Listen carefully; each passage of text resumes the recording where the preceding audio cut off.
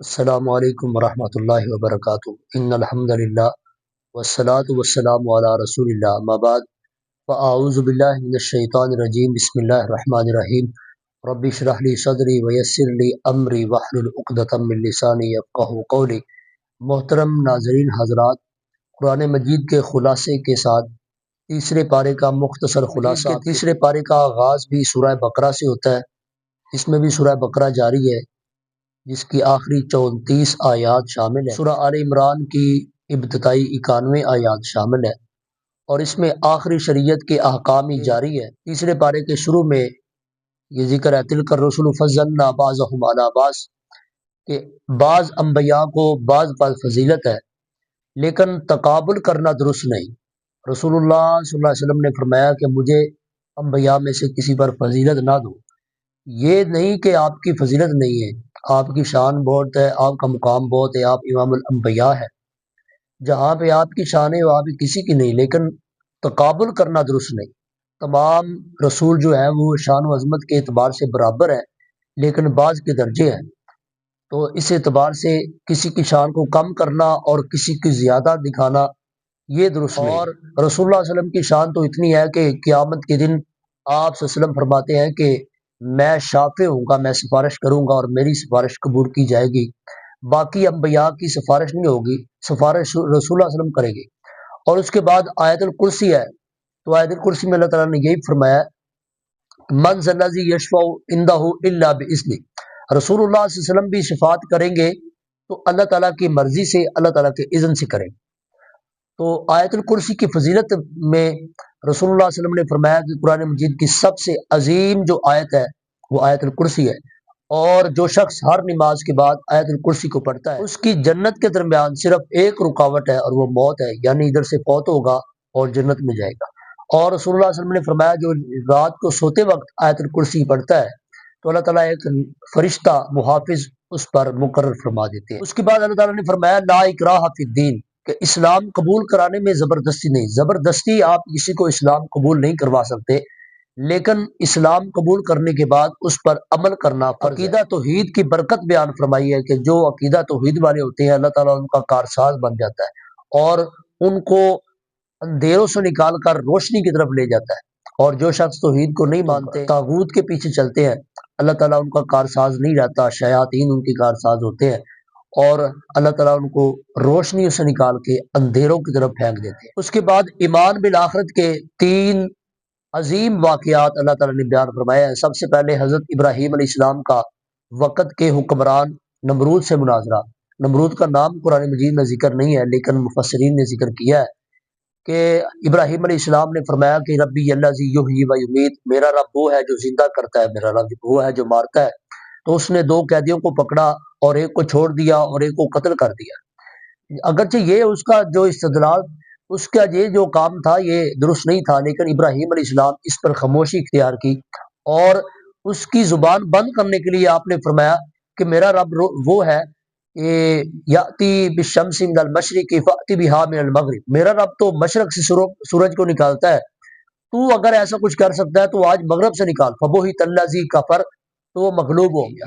ایک شخص جو بستی کے پاس سے گزر رہا تھا، ان کا ذکر مفسرین نے کیا ہے، حضرت عزیر علیہ السلام، جو ایک بستی اجڑی پڑی تھی، مفسرین نے لکھا ہے کہ بخت نظر جو بادشاہ تھا اس نے یروشلم پر جب حملہ کیا تو ہر چیز تباہ کر دی اور کافی دیر تک بستی اجڑی پڑی رہی۔ تو اللہ کے نبی عزیر علیہ السلام کا وہاں سے گزر ہوا تو فرمایا کہ اس بستی کو کون زندہ کرے گا؟ ایمان تو ان کا تھا، لیکن حیرت کی بات یہ تھی کہ اتنی اجاڑ بستی کو بھی اللہ تعالیٰ زندہ کر دے گا؟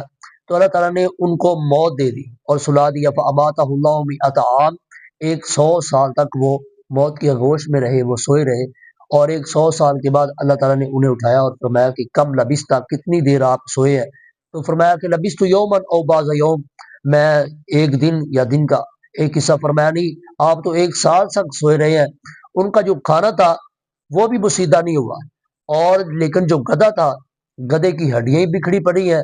اللہ کے نبی دیکھتے گئے، اللہ تعالیٰ کے حکم سے ہڈیاں جو ہے وہ اکٹھی ہو گئی، اس پہ گوشت چڑھ گیا اور گدھا صحیح سلامت ہو گیا۔ فرمایا فاعلم ان اللہ علی کل شیء قدیر، ایمان تو آپ کا پہلے بھی تھا لیکن اب جان بھی لیجئے، مشاہدہ بھی کر لیا ہے کہ اللہ تعالیٰ ہی جو ہے وہ ہر چیز پر قادر ہے، اللہ تعالیٰ ہی مردوں کو زندہ کرے گا۔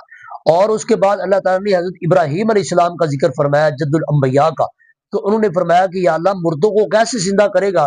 ایمان تو تھا لیکن مشاہدہ کرنا چاہتے تھے اور دل کی تسکین چاہتے تھے، دل کا اطمینان چاہتے تھے۔ فرمایا کہ آپ 4 پرندے لے لیں اور ان کو اپنے ساتھ منوس کر لیں، پھر ان کو ذبح کر کے ان کے ٹکڑے جو ہے وہ پہاڑوں کے اوپر پھینک دیں، پھر آپ ان کو بلائیں گے تو وہ آپ کے پاس چلتے ہوئے آ جائیں گے، تو آپ مشاہدہ بھی کر لیں گے تو جان لیجئے کہ اللہ تعالیٰ ہی جو ہے وہ ہر چیز پر غالب ہے اور حکمت والا ہے، اور وہی مردوں کو زندہ کرنے والا ہے۔ اس کے بعد اللہ تعالیٰ نے اقتصادی اور اجتماعی اصول بیان فرمائے ہیں کہ فرمایا اللہ کے راستے میں خرچ کرو، جو اللہ کے راستے میں خرچ کرتے ہیں اللہ ایک کے بدلے میں 700 گنا تک اللہ تعالیٰ اس کو بڑھا کر واپس خرچ کر کے تکلیف نہ دو اور احسان نہ جتلاؤ۔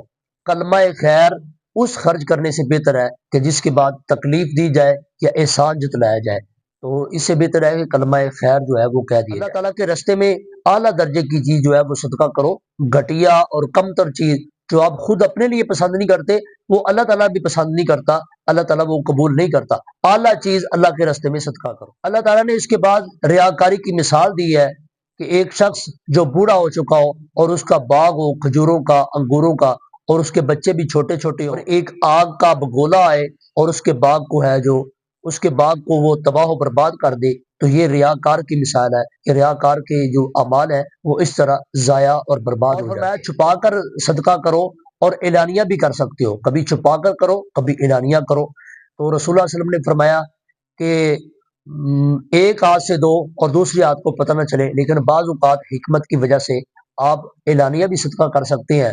کسی وقت آپ اعلانیہ اگر صدقہ کرتے ہیں تو آپ کے بعد بھی جتنے لوگ اس ترغیب کی وجہ سے صدقہ کریں گے اللہ تعالیٰ آپ کو بھی ان کا اجر بھی آپ کو عطا فرمائے۔ فرمایا کہ کثرت کے ساتھ انفاق فی سبیل اللہ کرو۔ رسول اللہ صلی اللہ علیہ وسلم رمضان المبارک کے مہینے میں تیز آندھی سے بھی زیادہ اللہ کے راستے میں خرچ کرتے تھے۔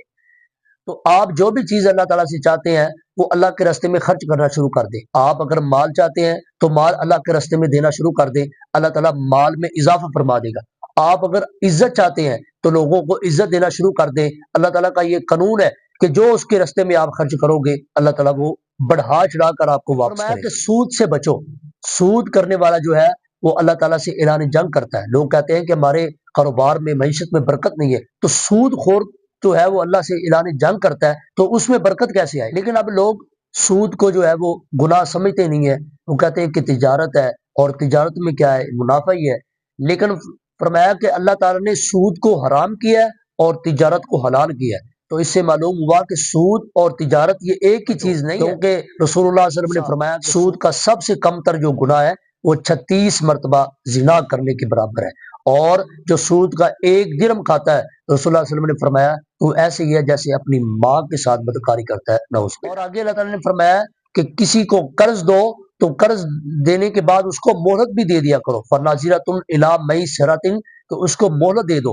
ابھی کیا ہوتا ہے کہ قرض دینے کے بعد جو ہے وہ اس کو سود بڑھاتے جاتے ہیں کہ اگر اتنی دیر میں واپس نہ کیا تو اس میں بڑھے گا، فرمایا نہیں، اس کو مہلت دے دو، اور بہتر تو یہ ہے کہ اس کو صدقہ کر دو، اس کو معاف کر دو، جو تنگ دست ہو اس کو معاف کر دو، اللہ تعالیٰ آپ کو اس کے بدلے میں معاف فرما دے گا۔ اس کے بعد قرآن مجید کی سب سے لمبی آیت جو ہے وہ اللہ تعالیٰ نے اس میں، اور اس کے بعد قرآن مجید کی سب سے لمبی آیت ہے آیت نمبر 282، اللہ تعالیٰ نے فرمایا کہ جو قرض دو اس کو لکھ لیا کرو، اس کو لکھ لیا کرو اور اس پہ گواہ بھی مقرر کر لیا کرو تاکہ بعد میں کوئی پریشانی نہ ہو۔ کہ گروی رکھنا، رہن رکھنا، چیزیں بھی گروی رکھنا بھی حلال ہے، لیکن اس میں ایک بات یہ سمجھ لیں کہ جو بھی چیز گروی کے طور پر، رہن کے طور پر کسی کو دی جائے گی اس کو استعمال کرنے کا حق صرف اس کے مالک کا ہوگا۔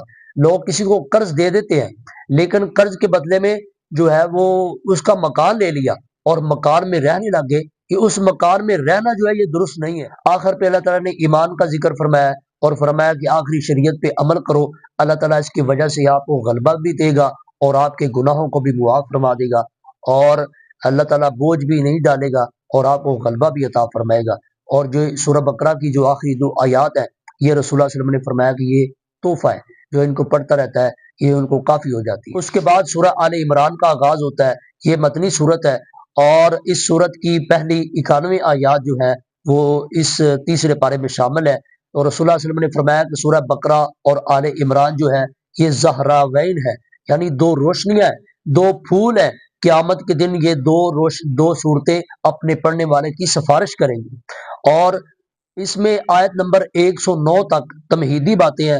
قرآن مجید کو اللہ تعالیٰ نے فرقان کہا ہے کہ تورات بھی ختم، انجیل بھی ختم، اب یہ فرقان ہے، قرآن ہے، یعنی حق اور باطل کے درمیان یہ معیار ہے۔ پچھلی کتابوں میں کیا حق ہے وہ بھی قرآن بتائے گا۔ اور فرمایا کہ بعض آیات جو ہیں وہ محکم ہیں، وہ واضح ہیں، اور بعض آیات جو ہیں وہ متشابہ ہیں۔ تو محکم جو ہے اس پہ عمل کرو اور متشابہ پہ ایمان رکھو۔ اس کی مثال ایسی سمجھ لیں کہ عیسیٰ علیہ السلام کو اللہ تعالیٰ نے فرمایا کہ وہ عبداللہ ہیں، اللہ کے بندے ہیں، اللہ کے نبی ہیں، یہ تو واضح ہے۔ لیکن ایک جگہ فرمایا کلمۃ اللہ، جگہ میں فرمایا ہے روح اللہ۔